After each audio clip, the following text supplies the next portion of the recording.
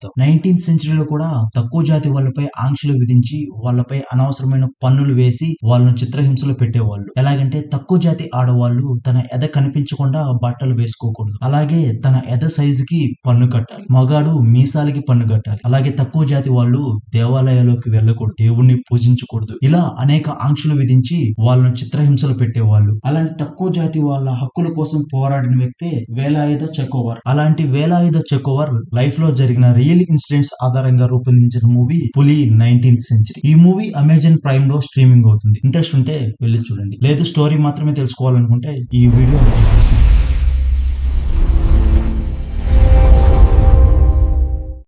Movie start అవగానే వేలాయుధ చెకోవర్ తన లవంగాల వ్యాపార అనుమతి కోసం బ్రిటిష్ ఆస్థానానికి వెళ్తాడు. అయితే లోపలికి వెళ్ళడు. కానీ అక్కడుండే ఒక వ్యక్తి తక్కువ జాతి అనేది మన ఊర్లలోనే కానీ ఇక్కడ కాదు అని చెప్పి అతను లోపలికి తీసుకెళ్తాడు. అలా లోపలికి వెళ్ళిన వేలాయుధ చెకోవర్ లోపల తక్కువ జాతి వాళ్ళని ఎలా హింసిస్తున్నారు అనేది చూస్తాడు. అక్కడున్న బ్రిటిష్ అధికారి తక్కువ జాతి అమ్మాయిని తీసుకెళ్లి ఆ అమ్మాయిని హింసిస్తూ ఉంటాడు. అలాగే అక్కడికి అతిథిగా వచ్చిన ఎక్కువ జాతి వాళ్ళు తక్కువ జాతి వాళ్ళని తీసుకొచ్చి వాళ్ళిద్దరి మధ్య గొడవ పెట్టి ఎవరైతే గెలుస్తారో గెలిచిన వ్యక్తి ఓడిపోయిన వ్యక్తిని చంపమని చెప్తారు. అలా గెలిచిన వ్యక్తి ఓడిపోయిన వ్యక్తిని చంపేటప్పుడు అక్కడికి వేలాయుధ వెళ్లి అతన్ని ప్రాణాలు కాపాడి అక్కడి నుంచి తప్పించుకుని వెళ్ళిపోతాడు. అలా అక్కడి నుంచి తప్పించుకుని వెళ్ళిన వేలాయుధ తన లవంగాల వ్యాపారంలో బాగా సంపాదించి రిచెస్ట్ పర్సన్ గా వెతుకుతాడు. ఎంత రిచెస్ట్ పర్సన్ అంటే రాజ్యం అప్పుల్ని తీర్చే అంత రిచెస్ట్ పర్సన్ గా ఎదుగుతాడు. అలాగే తమ జాతిపై జరుగుతున్న అనాగరిక ఆంక్షలపై పోరాడుతూ ఉంటాడు. Next movie middle of the 19th సెంచరీలో స్టార్ట్ అవుతుంది. ట్రావెన్కోర్ సామ్రాజ్యంలో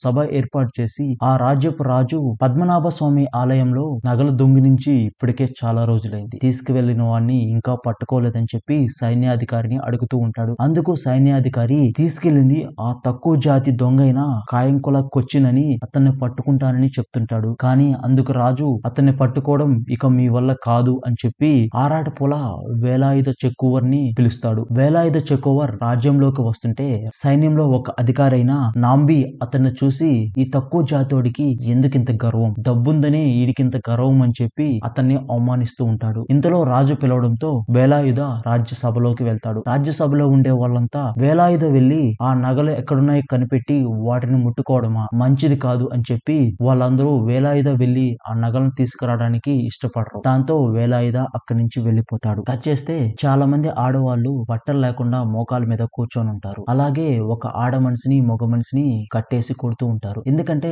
అతను మీసాలకి పన్ను కట్టలేదని, అలాగే ఆడ మనిషి తన వృక్షోజాలకి పన్ను కట్టలేదని కట్టేసి కొడుతూ ఉంటారు. అయితే పక్కనే వెళ్తున్న ఒక వ్యక్తి వీళ్ళిలా పన్ను కట్టకుండా తమ వృక్షోజాలని గుడ్డుతో కప్పుకోవడానికి వీటన్నిటికీ కారణం ఆ నంగేలే అని, ముందు ఆ నంగేలి తల తీయాలి అని చెప్పి మాట్లాడుకుంటూ వెళ్తుంటారు. సో ఇంతలో ఆ తక్కువ జాతి ఆడవాళ్ళంతా తమకి గౌరవం ఉందని, తమ హక్కులు తాముకి కావాలని, తాము బట్టలు లేకుండా తిరగమని చెప్పి ధర్నా చేస్తూ వస్తుంటారు. ఇంతలో అక్కడికి సైన్యం వచ్చి వాళ్ళను కొడుతూ ఉంటారు. ఆ జనాల్లో నుంచే వస్తుంది నంగేలి. నంగేలి వచ్చి ఆ సైన్యంపై తిరగబడుతుంది. కానీ చివరికి సైన్యం నంగేలిని పట్టుకొని తన బట్టలు ఓడి తీసేస్తారు. అలాగే దీని అంతటికీ కారణం నంగేలే అని చెప్పి ఆమెను చంపబోయే సమయంలో అక్కడికి వస్తాడు వేలాయుధ చెకోవర్. వేలాయుధ చెకోవర్ ఆ సైన్యంతో పోరాడి నంగేలిని కాపాడి ఇకనైనా జాగ్రత్తగా ఉండండి అని చెప్పి అక్కడి నుంచి వెళ్లిపోతాడు. తర్వాత సైన్యాధికారి జరిగిందంతా వెళ్లి రాజుకు చెప్పి ఆ వేలాయుధని శిక్షించాలని అడుగుతాడు. ఇలాంటి ఆంక్షలు ఒక మన ప్రదేశంలో తప్ప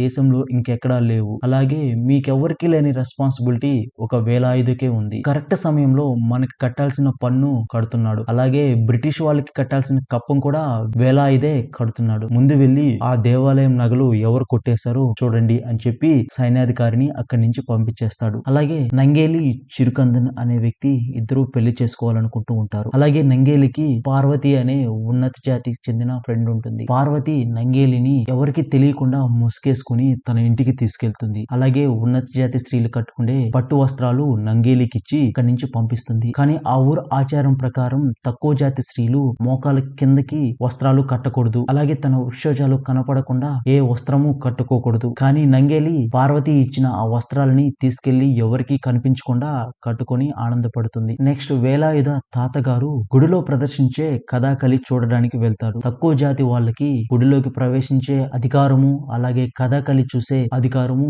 రెండూ లేవు. కానీ వేలాయుధ తాతగారు గుడి బయటే కూర్చొని ఆ కథకళి చూస్తూ ఉంటారు. ఇదంతా చూసిన ఆ ఊరి పెద్దలు అతని దగ్గరికి వచ్చి అతను కొట్టి చంపేయబోతుంటారు. ఇంతలో అక్కడికి వచ్చిన వేలాయుధ అది అడ్డుకొని, ఏంటి మా తాతగారు చేసిన తప్పు, మా తాత నిలబడుకునే ప్లేసు మాదే, ఇక్కడున్న ఈ పొలాలన్నీ మావే, మా ప్లేస్ లో మేము నిలబడుకుని చూస్తున్నాం, మీదేంటి ప్రాబ్లం అని అడుగుతారు. కానీ ఆ ఊరు పెద్దలు అంగీకరించకపోయేసరికి వేలాయుధ, ఈ దేవాలయం గోడ పడిపోయి ఎన్ని రోజులైంది, ఎవరైనా కట్టించారా, ఇప్పుడు నేను కట్టిస్తా, మిగిలిన గోడ కూడా పడేయండి అని చెప్పి ఆ వేలాయుధ దేవాలయం యొక్క మిగిలిన గోడ కూడా పడేస్తారు. దేవాలయం గోడను కట్టిస్తానని తెలికి దేవాలయం పెద్దలు వేలాయుధ వైపు వచ్చేస్తారు. తర్వాత కథాకళి వేసే వాళ్ళకి ఆ ఊరి పెద్దలు ఇచ్చేది 10 రూపాయలే. వేలాయుధ మీకు 300 ఇస్తాను, కథాకళి మా తాత ముందు వేయండి అని చెప్పి అక్కడ వేయిస్తాడు. తర్వాత మనకి పద్మనాభ స్వామి ఆలయం నగలు తీసుకెళ్లిన కాయంకులం కొచ్చిన్ ని చూపిస్తారు. కాయంకులం కొచ్చిన్ ఆ నగలు దొంగిలించి అక్కడి నుంచి తీసుకెళ్లలేక రాజ్యంలోనే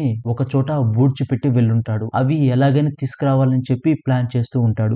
మరొక పక్క వేలాయుధ తక్కువ జాతి వాళ్ళ కోసమే ఒక గుడి కట్టించాలని పూజలు చేస్తూ ఉంటాడు. తక్కువ జాతి వాళ్ళు దేవుణ్ణి పూజించకూడదు అనే నిషేధాన్ని అతిక్రమించినందుకు వేలాయుధాన్ని అరెస్ట్ చేసి జైల్లో ఉంచి తన్ని ఎలాగైనా చంపేయాలని చెప్పి ఆ రాజ్యపు మంత్రి అలాగే సైన్యంలో ఉండే నంబి ప్లాన్ చేస్తూ ఉంటారు. అయితే వాళ్ళ ప్లాన్ తెలుసుకున్న కురూప్ అనే సైన్యంలో ఉండే ఒక అధికారి వేలాయుధతో ఇక్కడ జాగ్రత్తగా ఉండు, సైన్యం ఏమిచ్చినా తీసుకోవద్దు, ఎందుకు చెప్పానో అర్థమవుతుంది కదా అని చెప్పి వేలాయుధాన్ని హెచ్చరించి ఇక్కడి నుంచి వెళ్ళిపోతాడు. మరోవైపు ఆ రాజ్యపు రాజు పద్మనాభ స్వామి ఆలయంలో నగలు పోయినందుకు బాధపడుతూ ఉంటాడు. ఇదంతా చూసిన రాణి ఎలాగైనా ఆ నగలు తెప్పించాలని చెప్పి వేలాయుధ చెకోవర్ ని రమ్మని పిలుస్తుంది. అయితే వేలాయుధ చెకోవర్ జైల్లో ఉన్నారని చెప్పగానే విడిపించి తీసుకురండి అని చెప్తుంది. దాంతో వేలాయుధ చెకోవర్ ని రాణి దగ్గరికి తీసుకొస్తారు. దాంతో రాణి వేలాయుధ చెకోవర్ తో, నువ్వు ఎలాగైనా కొచ్చిన్ తీసుకెళ్లిన ఆ నగల్ని తీసుకొచ్చి అప్పగించు అని చెప్పి చెప్తుంది. దానికి చెకోవర్ ఓకే అని చెప్పి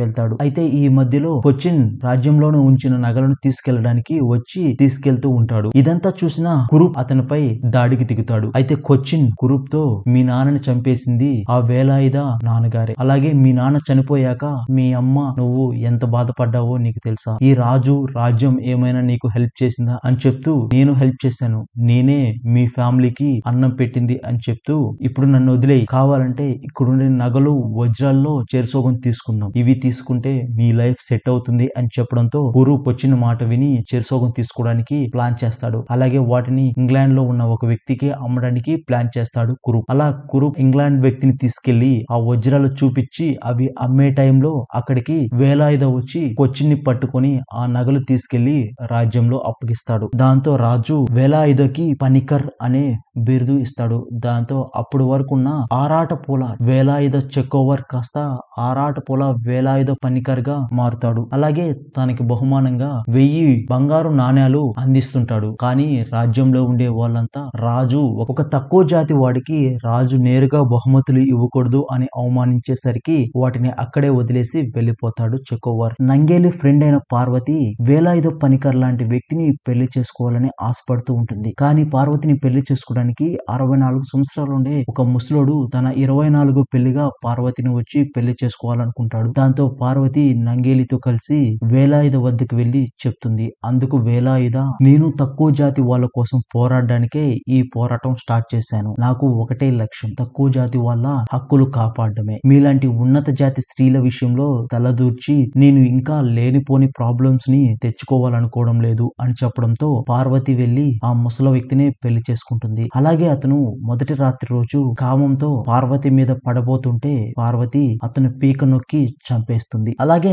నంగేలి వాళ్ళ ఫ్రెండ్స్ వేసే పట్టు చీరలు సరిగా రాకపోవడంతో అవి వాళ్ళే కట్టుకుంటారు. తక్కువ జాతి వాళ్ళు మోకాళ్ళ కిందకి చీర కట్టేసరికి వాళ్ళ మోకాళ్ళని ఎర్రాటి రాడ్లతో కాల్చేస్తారు. తక్కువ జాతి వాళ్ళు ముక్కు పుడక పెట్టుకున్నారని చెప్పి వాళ్ళ ముక్కు కట్ చేస్తారు. తమ వృక్షోజాలు బట్టలు వేసుకున్నారని చెప్పి వాళ్ళ వృక్షోజాలని కోసేస్తారు. ఇలా తక్కువ జాతి వాళ్ళపై అన్యాయాలు రోజు రోజుకి పెరిగిపోతూ ఉంటాయి. ఇవన్నీ వెళ్లి వేలాయుధకి చెప్పడంతో వేలాయుధ వీటన్నిటిని ఇక ఆపేయాలి, రేపే మనం గుడి ఓపెన్ చేసి దేవుడికి పూజ చేద్దాం, ఏం చేస్తారో చూద్దాం అని చెప్పి వెళ్లి గుడి పూజలు స్టార్ట్ చేస్తారు. అది తెలుసుకొని అక్కడికి వచ్చిన సైన్యం అక్కడ ఉండే వాళ్ళందరినీ కొట్టి కొంతమందిని చంపేస్తారు. అలాగే వేలాయుధ తాతగారిని కూడా చంపేస్తారు. దాంతో వేలాయుధ ఆ సైన్యాధికారిని ఇంకొంతమంది సైన్యాన్ని అక్కడే చంపేస్తాడు. ఇంతలో ఒక వ్యక్తి వేలాయుధని కాల్ చేస్తాడు. వేలాయుధ అతన్ని తరుముకుంటూ వెళ్తే అతను ఎవరో కాదు, వేలాయుధని కాపాడిన కురుప్ అనే సైన్యాధికారి. నగలు దొంగిలించిన కొచ్చిన్ తో కలిసిపోయి కొచ్చిన్ దగ్గర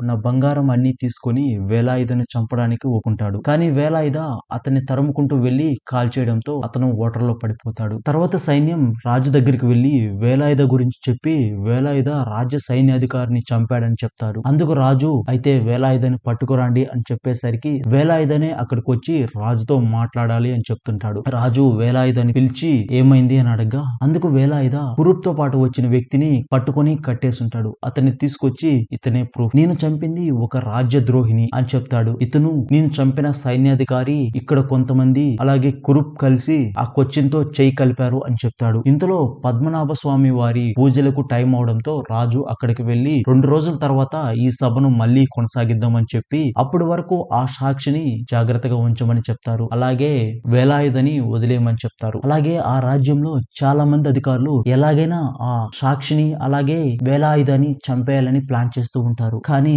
ఇవన్నీ గమనించిన రాణి ఆ సాక్షిని తీసుకెళ్లి జాగ్రత్తగా వేరే ప్లేస్ లో పెడుతుంది. కానీ అన్ని తెలుసుకుని ఆ సాక్షిని చంపేస్తారు. అలాగే కుంభాభిషేకం కోసం అనంతపురం తాటైన వేలాయుధని కూడా ఎలాగైనా చంపేయాలని ప్లాన్ చేస్తారు. ఆ ప్లాన్ లో భాగంగానే చిరుకందన్ ఫ్రెండ్ తో కలిసి కుట్ర పన్ని వేలాయుధ అలాగే వేలాయుధ మనుషులు తాగే కొబ్బరి బొండంలో మత్తు మంది కలిపి పంపిస్తారు. అవి తాగి అందరూ పడిపోతారు. అప్పుడే కొంతమంది వాళ్ళపై దాడి చేసి చాలా వరకు అందరినీ చంపేస్తారు. చివరిలో వేలాయుధని చంపపోయేసరికి వేలాయుధ లేసి అక్కడికి వచ్చిన వాళ్ళందరినీ చంపేస్తాడు. అయితే వేలాయుధ చంపేశాను అనుకుంటున్న కురుప్ ఆ వాటర్ లో నుంచి లేసి వచ్చి వేలాయుధని పొడిచి చంపేస్తాడు. తిరిగి వేలాయుధ కూడా అతన్ని చంపేస్తాడు. దాంతో మొత్తం అక్కడ ఉన్న వాళ్ళందరూ చనిపోతారు వేలాయుధతో పాటు. తర్వాత ఊరు పెద్దలు ఈ తక్కువ జాతి వాళ్ళంతా ఇలా మారడానికి కారణం ఆ నంగేలి అని చెప్పి నంగేలిని కట్టేసి కొడుతూ ఉంటారు. అలాగే మేము చెప్పినట్టు ఒప్పుకో, మీ తక్కువ జాతి వాళ్ళు వస్త్రాలు లేకుండానే తిరగాలి, అలాగే